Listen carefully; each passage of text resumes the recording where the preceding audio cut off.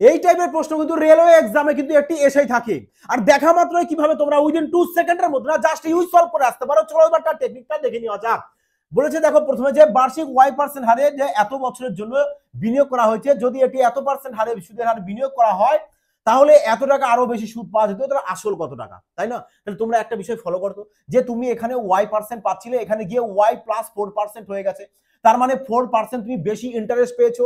আর interest কিভাবে বের করতে হয় আমরা জানি যে টাইমের সাথে যদি আর কে গুণ করা হয় তবেই আমরা ইন্টারেস্ট পাই। আর সরল সুদ কি হয়, প্রত্যেক বছর সমান হারে বাড়ে।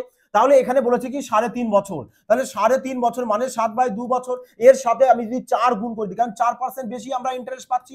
এখানে তো y% রয়েছে, 4% রয়েছে, 4% বেশি ইন্টারেস্ট পাওয়া মানে টোটাল কত পার্সেন্ট ইন্টারেস্ট বেশি পাওয়া? বলবে টোটাল আমাদের তাহলে কত পার্সেন্ট ইন্টারেস্ট পেয়ে যাবো আমরা? 14%। আরে 14% বেশি ইন্টারেস্ট পাওয়া মানে কত টাকা পাওয়া আমাদের? বলেছে 4452 টাকা। তাহলে কত গুণ হচ্ছে এখানে? বলবে তাহলে আমাদের এখানে চলে এসেছে 368 গুণ। তাহলে বলো 100%-এ কত হবে? কারণ 100% মানেই কি আমাদের আসল টাকা, তাই না? তাহলে কত চলে আসছে আমাদের? গুণ করে দাও, 100-র সাথে 318 যদি গুণ করো তাহলে চলে আসবে 318, তারপরে 00, ব্যাস এটা চলে এসেছে তোমাদের কারেক্ট আনসার, আসল টাকা, যেটা দেখো অপশন বি তে রয়েছে। তাহলে এবার বলো তোমাদের টিপসটা কেমন লাগলো? যদি ভালো লাগে বলবো অবশ্যই একটি কমেন্ট, লাইক আর শেয়ার কিন্তু অবশ্যই করে দিও।